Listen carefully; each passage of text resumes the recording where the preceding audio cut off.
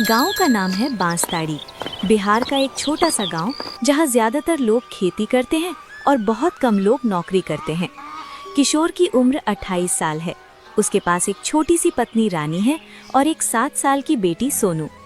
किशोर रोज सुबह 5 बजे उठता है, चाय पीता है और सीधा बिहारी के ढाबे पर चला जाता है। रानी बोली, किशोर आज जल्दी जाना, बिहारी सेठ फिर चिल्लाएंगे। किशोर ने आह भरी। हाँ रानी, रोज वही डांट, वही काम, लेकिन क्या करें, घर चलाना तो है। वो घर से निकला। रास्ते में गांव के कुत्ते भौंक रहे थे। सड़क पर बैलगाड़ी जा रही थी। किशोर तेज कदमों से ढाबे की तरफ बढ़ा। ढाबे का नाम है देसी नॉनवेज हट। गांव में नॉनवेज खाने की एक ही दुकान, बाकी सब जगह सिर्फ दाल रोटी और सब्जी। बिहारी सेठ पहले से खड़े थे, मोटे बड़े मूंछ वाले, हमेशा पैसे गिनते रहते। अरे ओ किशोर के बच्चे, तू आया कि सूरज निकल आया? मैंने कितनी बार कहा, मेरे आने से पहले दुकान खुल जानी चाहिए। किशोर ने सिर झुकाया। सॉरी सेठ, कल रात 11 बजे तक बर्तन धो रहा था। बिहारी ने गुस्से से कहा, सॉरी से पेट भरता है क्या? जल्दी अंदर जा, चिकन काट, प्याज काट, बर्तन धो, और सुन, आज से बिरयानी 120 रुपए की हो गई है। किशोर चौंक गया। सेठ, कल तक तो 100 थी। कल थी, आज नहीं। चिकन महंगा हो गया है भाई, मुझे भी तो कुछ कमाना है ना। तभी रामलाल आया। खेत में काम करने वाला मजबूत आदमी, धोती कुर्ता, सिर पर गमछा। बिहारी भाई, 1 प्लेट बिरयानी लगा दो, खेत में जाना है। तुम्हारे हाथ की बिरयानी खाकर मजा आता है। बिहारी बोले, हाँ हाँ लगा देता हूँ, लेकिन अब 120 की मिलेगी। रामलाल की आंखें बड़ी हो गईं। अरे बिहारी, तू तो हर हफ्ते दाम बढ़ा देता है। पिछले हफ्ते 70 से 100 किया, अब 100 से 120। गरीबों पर थोड़ा रहम कर ले भाई। बिहारी ने कंधे उचकाए। क्या करूं रामलाल भाई, चिकन वाला रोज दाम बढ़ाता है और यहाँ नॉनवेज की दूसरी दुकान है ही नहीं। लोग आएंगे ही मेरे पास। रामलाल ने सिर हिलाया। सच है, दूसरे गांव जाना महंगा पड़ता है। बस लगा दे 1 प्लेट। किशोर बिरयानी की प्लेट लेकर आ रहा था। प्लेट बहुत गर्म थी, हाथ कांप गए। धड़ाम, प्लेट जमीन पर गिरी। बिरयानी इधर उधर बिखर गई। चावल, चिकन, मसाला सब जमीन पर। बिहारी चिल्लाए, अरे ओ मूर्ख किशोर के बच्चे, ये प्लेट के पैसे तेरे बाप देगा क्या? तुझे रखा था काम आसान करने के लिए, तू तो मेरा नुकसान कर रहा है। किशोर घुटनों पर बैठ गया। मालिक, गलती हो गई, प्लेट बहुत गर्म थी, हाथ से छूट गई, माफ कर दो सेठ। बिहारी और गुस्सा हुए। माफ? आज माफ किया तो कल फिर गिराएगा। निकल जा यहाँ से, आज से तू काम पर नहीं। रामलाल ने बीच में बोला, अरे बिहारी भाई, थोड़ी सी गलती हुई, ये अभी नादान है। मैं प्लेट के पैसे दे देता हूँ, इसे एक मौका और दे दो। बिहारी ने रामलाल को देखा, फिर पैसे ले लिए। ठीक है, सिर्फ तुम्हारे कहने पर, लेकिन अगली बार कोई गलती हुई तो सीधा निकाल दूंगा। किशोर ने रामलाल के पैर छुए। भाई साहब, आज आपने मेरी इज्जत बचा ली, भगवान आपको बहुत सुख दे। रामलाल ने कंधे पर हाथ रखा। बेटा मेहनत कर, लेकिन कभी कभी अपनी मेहनत को अपना बनाने की कोशिश भी कर। शाम को किशोर घर पहुंचा। रानी ने पूछा, क्या हुआ आज, चेहरा उदास क्यों है? किशोर ने सारी बात बताई। रानी चुप रही। तभी बाहर से जोर की आवाज आई, अरे ओ किशोर, बाहर निकल। गांव का सबसे बड़ा सूदखोर, मोटा सुनहरी चेन, हमेशा गुस्से में। 3 महीने हो गए मेरे पैसे दिए हुए। तूने कहा था 2 महीने में लौटा दूंगा। अब 1 हफ्ते का समय दे रहा हूँ, नहीं दिया तो घर कब्जा कर लूंगा। किशोर के पैर कांप गए। रानी की आंखों में आंसू आ गए। रानी बोली, अब क्या करेंगे, मेरे गहने बेच दे। किशोर बोला, नहीं, मैं बिहारी सेठ से उधार मांगता हूँ, शायद वो मदद कर दे। किशोर ढाबे पहुंचा। सेठ, मुझे 50,000 रुपए चाहिए, लल्लन टॉप सेठ घर ले लेगा, मदद कर दो सेठ। बिहारी जोर से हंसे। अरे किशोर, तू मजाक कर रहा है क्या? मेरा धंधा भी ठीक नहीं चल रहा, तू काम छोड़कर जा, कहीं और काम ढूंढ ले। किशोर उदास होकर घर लौटा। रानी ने कहा, अब एक ही रास्ता दिख रहा है, अपना छोटा सा धंधा शुरू करो। किशोर बोला, कौन सा धंधा रानी? मुझे तो कुछ आता ही नहीं। रानी बोली, तुम्हें चिकन फ्राई करना तो आता है ना? शहर में KFC देखा था ना, वही कुरकुरा चिकन। गांव में ठेला लगाओ, लोग खाएंगे। पागल हो गई हो क्या? KFC तो बड़ी बड़ी कंपनी है। रानी बोली, तो क्या हुआ, तुम भी शुरू करो। नाम रखना किशोर का कुरकुरा चिकन। अगले दिन किशोर ने घर में बचे हुए पैसे निकाले, 2 किलो चिकन खरीदा, घर पर धोया, नमक लगाया और सीधे तेल में डाल दिया। गांव के चौराहे पर ठेला लगाया, लकड़ी का बोर्ड लिखा, KFC स्टाइल कुरकुरा चिकन, सिर्फ 70 रुपए प्लेट। पहले 2 लड़के आए, बाबलू और पिंटू। अरे किशोर भाई, बिहारी की दुकान छोड़ दी? हाँ, अब अपना धंधा, खाओ और बताओ। दोनों ने खाया, फिर मुंह बनाया। अरे ये क्या है? पूरा तेल तेल, स्वाद भी नहीं, बस तेल में डुबो दिया। शहर का KFC तो कुरकुरा और टेस्टी होता है। दोनों चले गए। पूरे दिन सिर्फ 210 रुपए की बिक्री हुई। घर पहुंचा तो रानी ने पूछा, कैसा रहा? किशोर ने सिर पकड़ लिया। सबने कहा तेल तेल है, स्वाद नहीं है। रानी बोली, चिंता मत करो, कल फिर ट्राई करो। किशोर रात भर सो नहीं पाया, सोचता रहा आखिर क्या कमी रह गई। अगली सुबह गोपाल चाचा के पास। सुबह किशोर गोपाल चाचा के पास गया। गोपाल चाचा पकौड़े बनाते हैं। उनके पकौड़े हमेशा कुरकुरे और स्वादिष्ट होते हैं। चाचा, आपके पकौड़े इतने कुरकुरे कैसे बनते हैं? गोपाल चाचा हंसे। बेटा, रहस्य मसालों और तरीके में है, सिर्फ तेल में डालने से नहीं होता। पहले बेसन और मैदा मिलाओ, मिर्च, हल्दी, नमक, आमचूर, अजवाइन डालो। घोल को 30 मिनट रखो, फिर डबल फ्राई करो। पहले हल्का, फिर तेज आंच पर क्रिस्पी। किशोर की आंखें चमक उठीं। चाचा, आपने मेरी जान बचा ली। अगले 3 दिन किशोर ने घर पर बहुत प्रयोग किए। पहला दिन घोल पतला कर दिया, चिकन चिपक गया। दूसरा दिन मसाले कम डाले, स्वाद नहीं आया। तीसरा दिन परफेक्ट बैटर बनाया। चिकन को 2 घंटे मैरिनेट किया, फिर डबल फ्राई किया। रानी और सोनू ने टेस्ट किया। सोनू बोली, पापा, ये तो असली KFC से भी अच्छा है। चौथे दिन नया बोर्ड लगाया, किशोर का ओरिजिनल कुरकुरा KFC, अब असली स्वाद। पहले बाबलू और पिंटू आए। किशोर बोला, कल वाली गलती नहीं हुई, मुफ्त में खाओ, पसंद आए तो पैसे देना और गांव में बताना भी। दोनों ने काटा, क्रंच क्रंच। बाबलू बोला, वाह किशोर भाई, ये तो कमाल है। कुरकुरा, मसालेदार, अंदर से जूसी।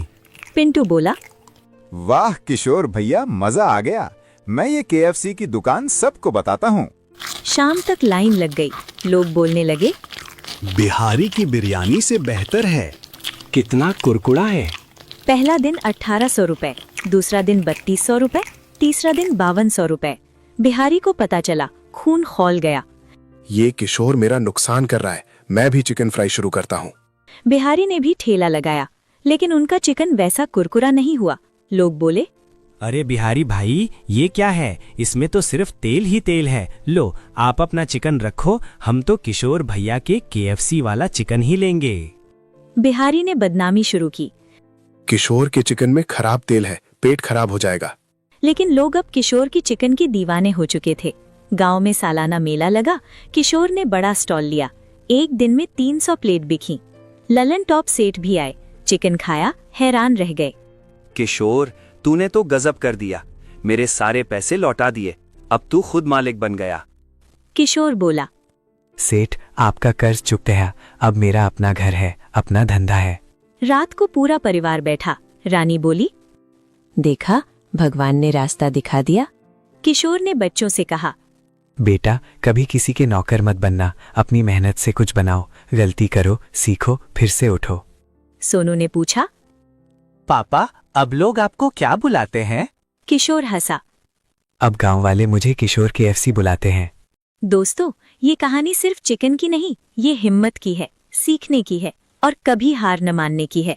दोस्तों, वीडियो अच्छी लगी हो तो लाइक का बटन दबा दो यार, और चैनल को सब्सक्राइब कर लो ताकि ऐसी मजेदार कहानियां आगे भी मिलती रहें।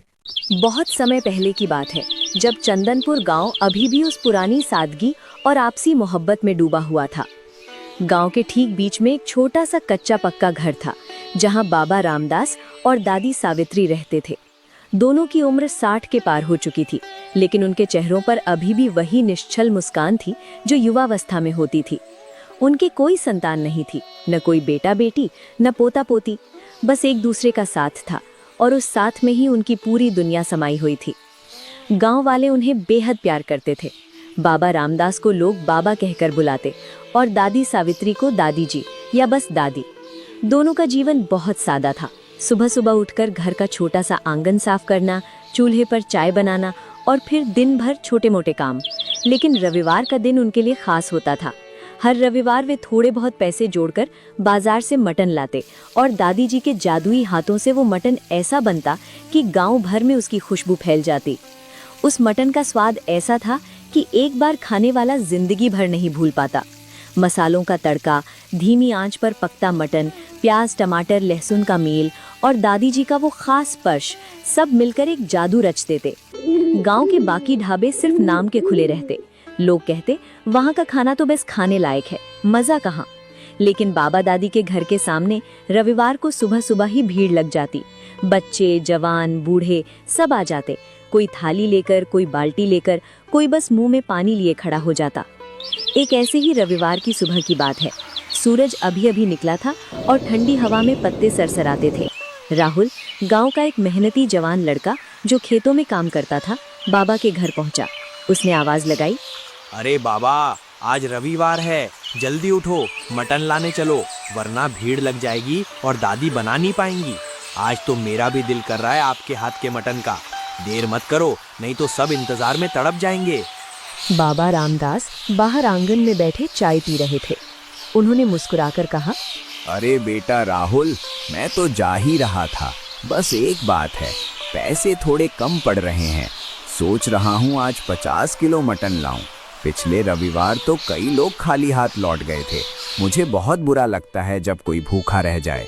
अगर तू थोड़े पैसे दे दे तो मैं ज्यादा ला लूं। राहुल ने जेब से कुछ नोट निकाले और बाबा के हाथ में रख दिए। बाबा, आप चिंता मत करो, आज जितना चाहिए उतना ले आओ। हम सब आपके मटन के दीवाने हैं। बाबा खुश होकर बाजार की ओर चल पड़े।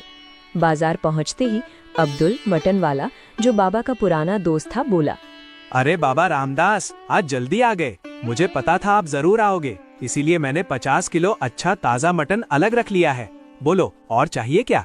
बाबा हंसे। नहीं बेटा अब्दुल, बस यही काफी है। तुम अपने अब्बा की तरह मेरे मटन की जरूरत का अंदाजा लगा लेते हो। अब्दुल ने मटन पैक किया, पैसे लिए और बाबा को विदा किया। रास्ते भर बाबा का मन खुश था। घर पहुंचते ही दादी सावित्री ने पूछा, कितना लाए हो आज? 50 किलो, आज भीड़ लगेगी। फिर दोनों ने मिलकर काम शुरू किया। दादी ने बड़े बड़े डेग में तेल डाला, जीरा, तेज पत्ता, लौंग, इलायची डाली, प्याज सुनहरा होने तक भूनते रहे। फिर अदरक लहसुन का पेस्ट, हल्दी, धनिया पाउडर, लाल मिर्च, सब कुछ सावधानी से। मटन डालकर अच्छे से भूनते, पानी डालकर ढक देते, धीमी आंच पर पकने देते। खुशबू ऐसी फैली कि पड़ोस के घरों से लोग झांकने लगे। धीरे धीरे लोग इकट्ठा होने लगे। कोई बोला, बाबा, मटन की खुशबू से पेट में चूहे दौड़ रहे हैं, अब रहा नहीं जाता, जल्दी परोसो। थोड़ा सब्र करो बेटा, रस अंदर तक जाएगा तभी असली मजा आएगा। जब मटन पूरी तरह पक गया, दादी ने आवाज लगाई, सुनो साहब, आ जाओ, मटन तैयार है, थाली लगा रही हूँ। बाबा ने सबको पंक्तियों में बैठाया, एक एक करके थाली परोसी। सबने पहला कौर लिया और आंखें बंद कर ली। वाह दादी, आपके हाथ में तो जादू है। रोज बनाओ ना दादी, हम रोज आएंगे। दूसरे ढाबे पे तो अब कोई नहीं जाएगा। दादी मुस्कुराई। बेटा, जितना बनता है उतना बनाऊंगी, बजट जो बनेगा। सबने खाया, पैसे दिए और खुशी खुशी चले गए। घर शांत हुआ तो दादी ने बाबा से कहा, सुनो जी, सोच रही हूँ हम अपना ढाबा क्यों नहीं खोल लेते? हमारे अंदर इतना हुनर है, इतने पैसे में क्या होगा? ज्यादा कमाकर गरीबों की मदद भी कर सकेंगे। हुनर छुपाना ठीक नहीं। अरे सावित्री, पागल हो गई हो? किसी तरह रविवार को मटन लाता हूँ। ढाबा खोलने में लाखों लगेंगे, कहाँ से लाऊं? दादी जिद पर अड़ी। नहीं, ढाबा खुलेगा। मेरा सपना है, बाबा दादी का ढाबा। हम दोनों मिलकर मटन चिकन बनाएंगे, रोज बनाएंगे। तुम पूरा करोगे? बाबा ने बहुत समझाया लेकिन दादी नहीं मानी। आखिरकार बोले, ठीक है, कल लाला जी से मिलता हूँ, कुछ उधार मांग लूंगा, लेकिन अगर नहीं हुआ तो मत रोना। रात को दोनों सो गए। सपनों में दादी को ढाबा दिख रहा था, जहाँ लोग लाइन लगाकर खड़े हैं और खुशियां बिखर रही हैं। अगली सुबह विकास आया। वो गांव का पढ़ा लिखा लड़का था जो शहर में नौकरी करता था। बोला, बाबा, मेरे यहाँ रिश्ता देखने वाले मेहमान आ रहे हैं। बहन की शादी का रिश्ता है। अगर आपका मटन खाएंगे तो रिश्ता पक्का हो जाएगा। बाबा बोले, बिल्कुल बेटा, मटन ले आ, मैं पूरा जोर लगाऊंगा। विकास अब्दुल से 2 किलो मटन लाया। बाबा दादी ने इतने प्यार से बनाया जैसे अपनी बेटी की शादी का खाना हो। मेहमान आए, खाया और खुश होकर बोले, ये मटन किसने बनाया? हमें उससे मिलाओ। मेरा बचपन से सपना था एक अच्छा ढाबा खोलने का, लेकिन ऐसा कारीगर नहीं मिला। विकास उन्हें बाबा के पास ले गया। मेहमान ने कहा, बाबा, आप हमारे साथ चलो, हम ढाबा खोलेंगे, पूरा पैसा हम लगाएंगे, आपको अच्छी सैलरी मिलेगी, बस आप मटन चिकन बनाते रहो। बाबा सोच में पड़ गए। उन्होंने कहा, ठीक है, लेकिन ढाबे का नाम बाबा दादी का ढाबा होना चाहिए। मेहमान राजी हो गए। कोई बात नहीं, नाम से क्या मतलब, हमें स्वाद चाहिए। 1 हफ्ते बाद ढाबा तैयार हो गया। रविवार को गांव वाले बाबा के घर इकट्ठा हुए, लेकिन बाबा कुछ नहीं कर रहे थे। दादी बोली, क्या हुआ, मटन क्यों नहीं? बाबा बोले, अब इंतजार करो, मटन अब ढाबे पर बनेगा। दादी खुश होकर सबको बताने गई। लोग तालियां बजाने लगे। फिर रमेश भैया आए, जिन्होंने ढाबा लगवाया था, और बाबा दादी को ले गए। ढाबे पर पहला दिन था। बाबा दादी ने मटन चिकन बनाना शुरू किया। खुशबू फैली, गांव वाले पहुंचे, सब बिक गया। रमेश भैया खुश हुए, अच्छे पैसे दिए। ऐसे ही दिन बीतते गए। महीना पूरा हुआ। एक दिन दादी की तबीयत खराब हो गई, बुखार और कमजोरी। बाबा अकेले गए। रमेश भैया ने हाथ बंटाया। उन्होंने पूरी रेसिपी ध्यान से देखी और सीख ली। रात को घर लौटकर बाबा ने दादी से कहा, मुझे बहुत घबराहट हो रही है। सच बताऊं, ये ढाबा हमारा नहीं, हम सिर्फ नौकर हैं, जब चाहे निकाल दें। दादी बोली, कोई बात नहीं, सपना तो पूरा हो गया। अगर जिंदा रही तो घर पर ही ढाबा चला लेंगे। अगली सुबह बाबा ढाबे पहुंचे। रमेश भैया बोले, बाबा माफ करना, अब आपको निकाल रहा हूँ, मैंने सब सीख लिया, अब खुद बनाऊंगा, फिजूल पैसे क्यों दूं? बाबा चुपचाप घर लौट आए। दादी को बताया, दोनों उदास हो गए। आंखों में आंसू थे, लेकिन चुप रहे। लेकिन गांव वालों को फर्क समझ आ गया। रमेश भैया का मटन वैसा नहीं था, स्वाद में वो जादू नहीं था। लोग मुंह बनाकर लौटने लगे। दूसरे दिन ढाबा खाली रहा। रविवार को सब बाबा के घर पहुंचे। बाबा, अब हम वहाँ नहीं खाएंगे, आप एक दिन भी बनाओ, हम वहीं खाएंगे। बाबा बोले, बेटा चिंता मत करो, आज से रोज बनेगा। जब तक जिंदा हूँ बाबा दादी का मटन चिकन मिलेगा, घर पर ही ढाबा चलेगा। धीरे धीरे बाबा ने घर के आंगन में छोटा सा सेटअप किया। टेबल कुर्सियां लगाईं। दादी ठीक हो गईं। दोनों मिलकर रोज बनाते। गांव वाले रोज आने लगे। ढाबा फिर से चल पड़ा। रमेश भैया का ढाबा बंद हो गया। उन्हें बहुत पछतावा हुआ। वे सोचते, लालच ने सब बर्बाद कर दिया। और इस तरह बाबा दादी का नाम गांव में अमर हो गया। लोग कहते, जितना मिलता है उतना ही काफी है। संतोष और मेहनत से जो मिलता है वही असली खुशी देता है। दोस्तों, अगर आपको यह वीडियो पसंद आई हो तो वीडियो को लाइक जरूर करें और चैनल को जरूर सब्सक्राइब करें। अगर आप इस वीडियो का पार्ट 2 देखना चाहते हैं तो जल्दी से इस वीडियो पर 12 लाइक पूरे करवा दें।